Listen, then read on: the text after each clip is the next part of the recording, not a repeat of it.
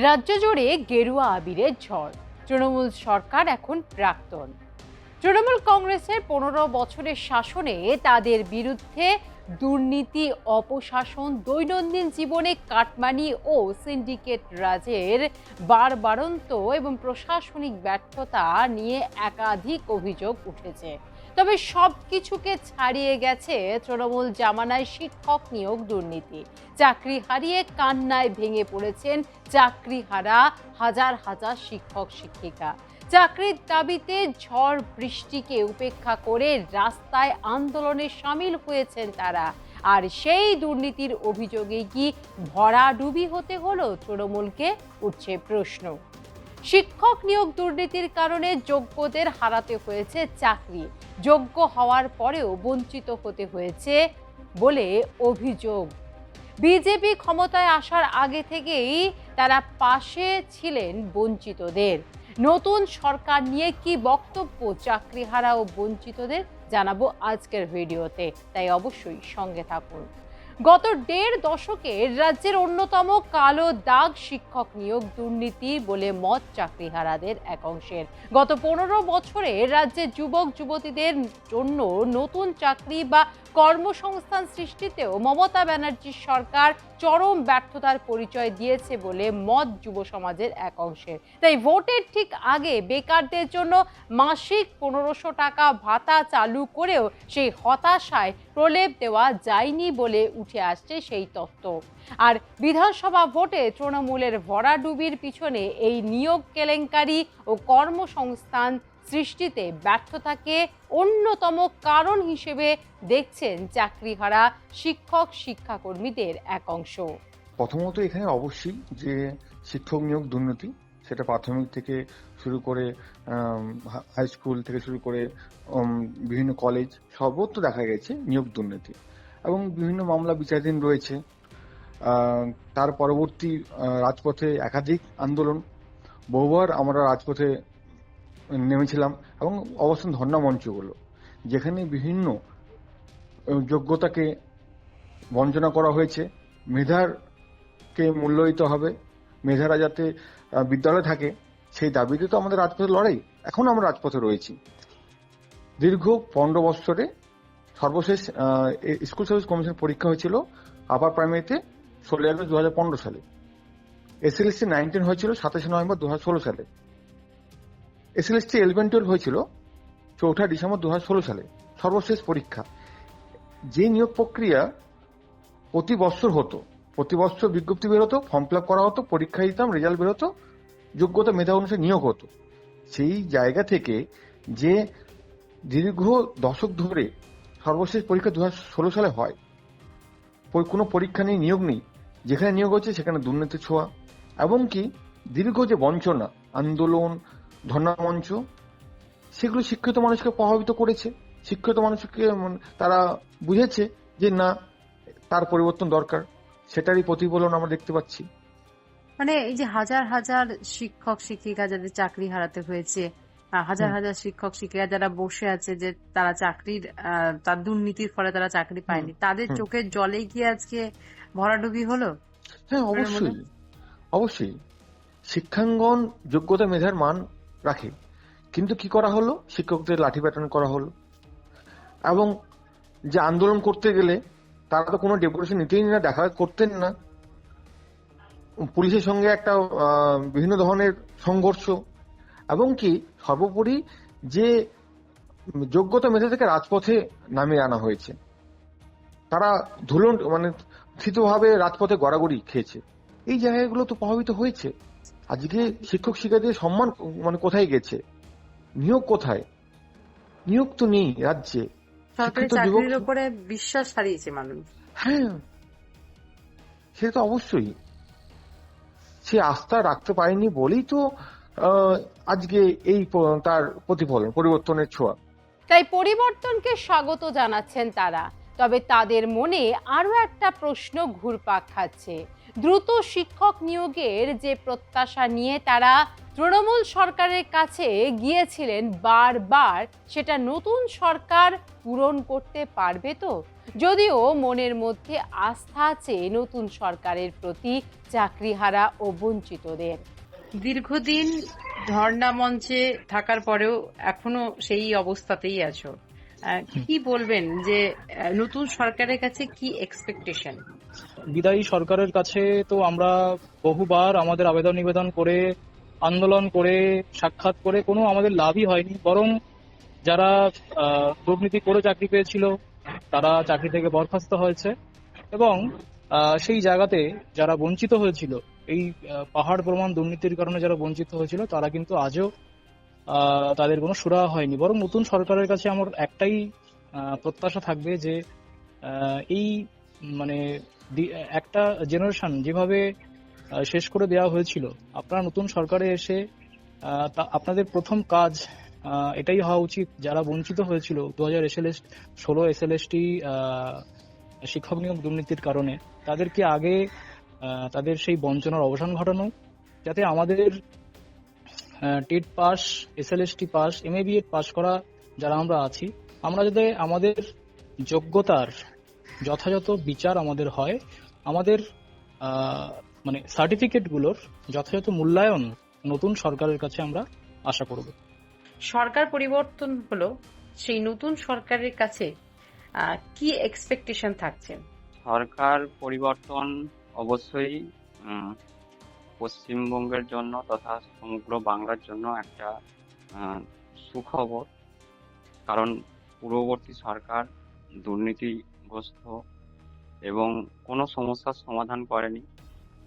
আমরা যখন রাস্তায় দাঁড়িয়ে আন্দোলন করেছি, কান্নাকাটি করেছি, সেই সমস্যাগুলোর সমাধান না করে উল্টে আমাদের কখনো রাজনৈতিক রঙে রাঙিয়ে দেওয়া হয়েছে, কখনো মাওবাদী বলা হয়েছে, আবার কখনো ভাতা দিয়ে আমাদের অভিযোগগুলোকে দমিয়ে দেওয়ার চেষ্টা করা হয়েছে। তো আমরা এই সরকারের কাছ থেকে এটাই চাইবো যে পুরানো সরকারের যে কাজ সেগুলো থেকে শিক্ষা নিক, এবং এই যে শিক্ষা ব্যবস্থা তথা আমাদের চাকরি প্রার্থীদের যে অভিযোগগুলো, সেগুলো যেন ওনারা সমাধান করেন। এই যে অযোগ্য ছেলেরা টাকার বিনিময়ে দুর্নীতি করে চাকরি পেয়েছে, এবং যোগ্য ছেলেরা আজকে রাস্তায় দাঁড়িয়ে কাঁদছে, আন্দোলন করছে, যোগ্য এই চাকরি হারাদের যেন সরকার পাশে থাকেন। টোটাল শিক্ষা ব্যবস্থা আজকে যেভাবে ধ্বংসের পথে পূর্ববর্তী সরকার ঠেলে দিয়েছেন, সেই টোটাল শিক্ষা ব্যবস্থাকে একটা যেন সুস্থ পরিবেশ দেন, এবং যে সমস্ত দুর্নীতিগুলো আছে সেগুলো যেন নতুন সরকার অবশ্যই তার বিরুদ্ধে স্টেপ গ্রহণ করেন এবং অযোগ্যদের এই শিক্ষা ব্যবস্থা থেকে দূরে পাঠান, এবং আমাদের যারা যোগ্য ছেলে মেয়ে আছি তাদেরকে এই শিক্ষা ব্যবস্থার মূল স্রোতে ফিরিয়ে আনেন। এই যে প্রাথমিক টেট পাশের পরেও এতদিন ধরে বসে থাকা, এত লড়াই, এবং সেই লড়াইয়ের নিটফল তো কিছুই মেলেনি, মানে জিরো বলতে গেলে। তো যারা এতদিন বসেছিল, আন্দোলন করেছে, তারা নিজেদের দাবি দাওয়াকে কেন্দ্র করে, তো সেক্ষেত্রে তুমিও তার মধ্যে একজন ব্যক্তি, কি চাইবে নতুন সরকার যারা গড়তে চলেছে তাদের কাছে, যে তারা আবারও তোমাদের বিষয়টা সবার প্রথমে ভাবো, এটাই তো? একদমই তাই। অ্যাকচুয়ালি যদি গোটা বিষয়টা দেখা যায়, তাহলে এই দুর্নীতি শুরু করেছিল কিন্তু পুরানো সরকার। প্রাক্তন শিক্ষামন্ত্রী পার্থ চট্টোপাধ্যায়, প্রাক্তন প্রাথমিক বোর্ডের সভাপতি মানিক ভট্টাচার্য, ব্রাত্য বসু, এবং এগুলোকে পুরোপুরি প্রশ্রয় দিয়েছিলেন মুখ্যমন্ত্রী মমতা বন্দ্যোপাধ্যায়। যেহেতু ওনারাই এই প্রাতিষ্ঠানিক দুর্নীতিটা করেছিলেন, তাই ওনারা এই দুর্নীতির মুখোশ যাতে বেরিয়ে না আসে, তাই কোনো সমাধানের পথে হাঁটেননি, উল্টে চাপা দেওয়ার চেষ্টা করেছেন। নতুন সরকারের কাছে আমরা চাইবো যে, কারণ নতুন সরকার যখন আহ, সরকার গঠন সরকারে যখন ভোটে জেতার আগে আমাদেরকে সাপোর্ট করছেন, আমাদের বিভিন্ন আন্দোলনে এসেছেন, সমর্থন জানিয়েছেন। যেহেতু ওনারা ভোট পূর্ববর্তীতে আমাদের পাশে থেকেছেন, তাই আমরা চাইবো যে এখন এই সরকার আসার পর যেন আমাদের এই চাকরির বিষয়টা অত্যন্ত গুরুত্বপূর্ণ সহকারে দেখেন। যেহেতু পুরনো সরকার তাদের দুর্নীতির দায়ে আমাদের যোগ্য যারা নিরপরাধ এবং নিজের পরিশ্রমের মাধ্যমে মেধার দ্বারা তাদের সারা জীবনের যে পরিশ্রম দিয়ে খাটাখাটনি করে পড়াশোনা করে চাকরি পেয়েছিলাম, তো তাদের এই দুর্নীতির জন্যই হাজার হাজার নিরপরাধ যোগ্য শিক্ষক শিক্ষিকাকে কিন্তু নিজের পেটের ভাত মানে হারাতে হয়েছে।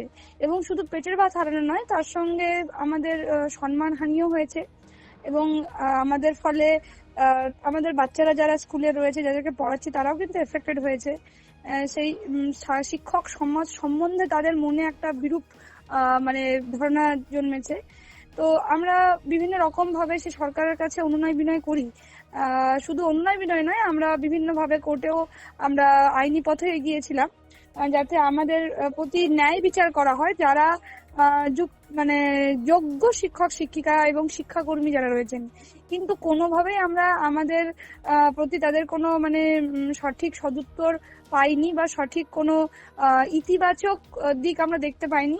তো শেষ অবধি আমাদেরকে পরীক্ষায় বসতে হয় এবং তার ফলে অনেক মানে পরীক্ষাতে অকৃতকার্য হওয়ার জন্য অনেকেই কিন্তু তাদের জীবন জীবিকা হারিয়েছে। তো এরপরে ভবিষ্যতে জানি না 31শে ডিসেম্বরের পরে তাদের কি হবে। কিন্তু বর্তমান যে সরকার মানে এসছেন, তো সেক্ষেত্রে আমাদের মাননীয় প্রধানমন্ত্রী স্যার এখানে এসেছিলেন। তিনি বলেছিলেন যে তার সভাতে যে একজন যোগ্য শিক্ষক শিক্ষিকার চাকরি তিনি যেতে দেবেন না। তো আমরা কিন্তু সেখানে অবশ্যই তার এই যে কথা, এর উপরে আমরা আস্থা বা ভরসা রাখছি এবং তিনিও যে তার এই কথা রাখবেন, যাতে তিনি তার এই প্রতিশ্রুতি পালন করেন। আজকে আমরা মানে জনগণকে কিন্তু আমাদের এই যে দুর্নীতির দায়ে যে যোগ্য শিক্ষক শিক্ষিকাদের এইভাবে মানে পথে বসিয়েছিলেন, তো সেই ফলাফল কিন্তু আমরা তাদেরকে দিয়েছি, মানে যে পুরাতন সরকার ছিল। তো সেইভাবে তারাও আমাদের এই যোগ্যতার যে মানে মান রয়েছে সেটাকে তারা যথাযথ সম্মান দেবেন এবং সেই আমাদের পুনরায় নিজেদের সসম্মানে স্বপদে বহাল করার জন্য যাবতীয় ব্যবস্থা করবেন বা ফিরিয়ে আনবেন, তাতে কিন্তু আমরা এখনো আশাবাদী। এবং আমাদের ভবানীপুরে যিনি দাঁড়িয়েছিলেন বিজেপির মনোনীত প্রার্থী শুভেন্দু অধিকারী, উনিও নিজে বিধানসভার সামনে নিজে বলেছিলেন আমাদের সঙ্গে সাক্ষাৎ করে যে আমরা যোগ্যদের তালিকা বের করব, যোগ্যদের তালিকা বের করে আমরা কোর্টে নিয়ে যাব।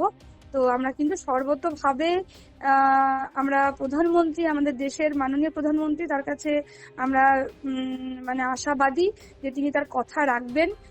আমাদের দ্বারা নির্বাচিত তিনি মানে যারা এখন হয়েছেন জনপ্রতিনিধি, এবং এই জনগণের সঠিক বা যোগ্য যে সম্মান, সঠিক বা যোগ্য যে স্থান, তারা আবার পুনরায় ফিরিয়ে দেবেন। আমাদের যোগ্য শিক্ষক শিক্ষিকাদের যোগ্য সম্মান তারা কিন্তু ফিরিয়ে দিয়ে আমাদের আবার আমাদের নিজস্ব চাকরি, নিজস্ব জীবন জীবিকা আমাদের নিজের জায়গায় স্বপদে তারা বহাল করবেন বলে আমরা আশা রাখছি এবং অবশ্যই তারা তাদের কথা রাখবেন, এটা আমরা আশা করছি।